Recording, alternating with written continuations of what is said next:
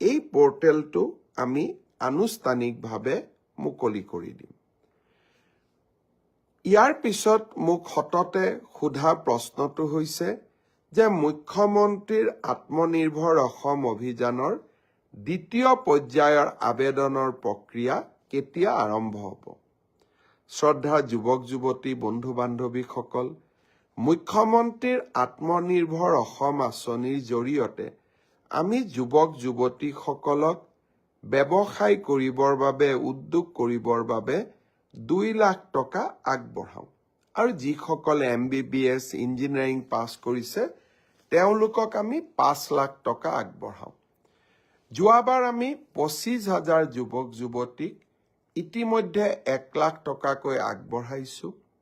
আৰু তেওঁলোকৰ গোটেই ব্যৱসায় উদ্যোগ কেনেকৈ চলিছে তাক সৰজমিনভাৱে তদন্ত কৰাৰ পিছত 2025 চনত তেওঁলোকক আমি আৰু 1 লাখ টকা দিবৰ বাবে চেষ্টা কৰিম। এতিয়া হৈছে নতুনকৈ আবেদন কৰা। ইতিমধ্যে 1,54,000 যুৱক যুৱতীয়ে নতুনকৈ এই আত্মনিৰ্ভৰ অভিযানৰ বাবে আবেদন কৰিছে। এই বছৰ আমি 75,000 যুৱকক 1 লাখ টকা প্ৰথম কিস্তিত, দ্বিতীয় কিস্তিত 1 লাখ টকাকৈ আগবঢ়াম।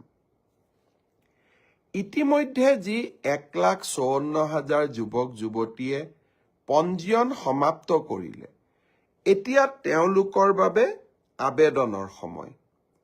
আৰু তেওঁলোকে অহা 1 জানুৱাৰীৰ পৰা আবেদন কৰাৰ সুবিধা পাব। 1 তাৰিখে, অহা 1 জানুৱাৰী তাৰিখে আমি এই আবেদনৰ পোৰ্টেলটো মুকলি কৰি দিম। মিউচুৱেল ট্ৰেন্সফাৰৰ পোৰ্টেলো মুকলি হ'ব আৰু সমান্তৰালভাৱে মুখ্যমন্ত্ৰীৰ আত্মনিৰ্ভৰ অভিযানৰ আবেদনৰ পোৰ্টেলো আমি 1 জানুৱাৰী তাৰিখে মুকলি কৰি দিম।